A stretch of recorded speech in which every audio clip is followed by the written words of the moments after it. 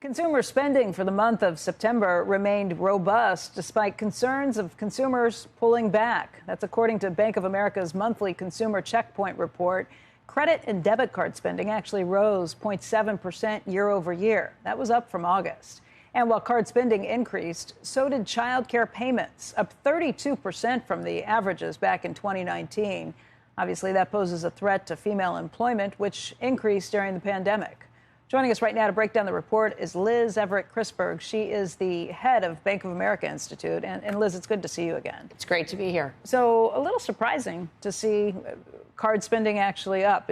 How much of that is inflation? How much of that is consumers actually feeling pretty good and spending more money because they want to? Well, I think, I would big picture say that consumer spending is moderating, even though we saw the card spending go up last month. But to really understand what's going on with the consumer, I think it's important to look at the labor market, right? The labor market is going to be key here.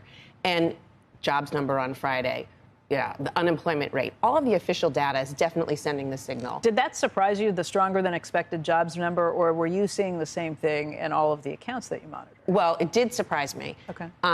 In aggregate, the Bank of America data is substantiating that it's an aggregate labor market that's very strong. But if we peel the onion back and look at the details, there are definitely differences between groups. And in particular, what I'd say is the higher income consumer, they're seeing their wage growth be significantly slower than lower income households. They were only up in September by 0.1%, whereas lower income consumers were up 2.4%. So there's definitely differences. In aggregate, the number's strong. Now, when we looked at the jobs number, where were we seeing the job growth? We were seeing it in lower wage industries, restaurants, not necessarily in finance and technology, which were only up about 3,000. Okay, so that makes sense. What does that mean, though, in overall terms of what the consumer is spending? If your higher-end jobs are not paying as much, does that mean those consumers are pulling back, and the consumers who are at the lower end of the spectrum, look, they need more money to be able to keep up with inflation on the things they have to spend every month? Well, actually, the data sort of aligns very nicely, more than I would have even expected. If we look at spending, as we said, moderating overall, even though up on the card spending in September, but when we, again, peel back the onion and look at who's spending where, the lower income consumer is actually driving, even when you look at it ex-gas, right? So one of the other things we noticed in our spending data this month is that you're seeing a convergence of goods and services. So goods were up about 0.5 percentage point, a lot of that driven by gas. Services down, eased slightly by just 1/10. But you would have thought, and what we originally thought, was the lower income consumer is going to be disproportionately impacted by the rising gas prices, right? In fact, when you look at spending, card spending, ex-gas, lower income consumer is higher than the higher end consumer. And I think part of that goes back to how are consumers feeling? What are they seeing in their wage growth? And the high end consumer is essentially flat. Low income consumer still has a strong job market, still can continue. Meaning people are going to be spending less on travel, spending less on entertainment than they have to this point?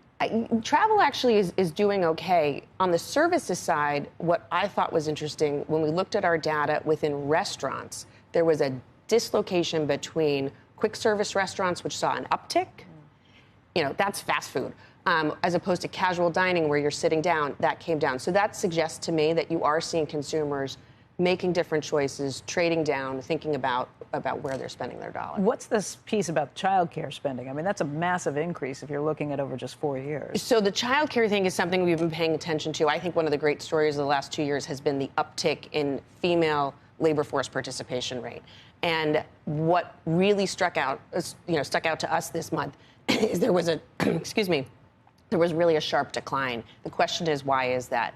And when you looked at our data, what you saw was child care spending up 32% versus 2019. Now, if you look at it in the CPI... 2019 before the pandemic. 2019 before the pandemic. So it's a long period of time. But even if you look at it in CPI, it's up 5%. But we've got to remember, not every household pays for child care, right?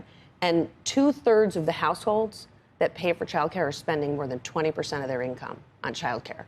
So it's a big piece. And I think what's happening, if that continues to increase, you're going to see families starting to think about, okay, am I going to spend more of my money on child care and therefore take away from other discretionary? What percentage of families have that situation, do you think? That is a good question. Let me come back to you on that one. I don't know. But it's a relatively small group, right? Because it's only those with young that's children. why I didn't know if we're talking about 10% of your customers, 20% of your customers.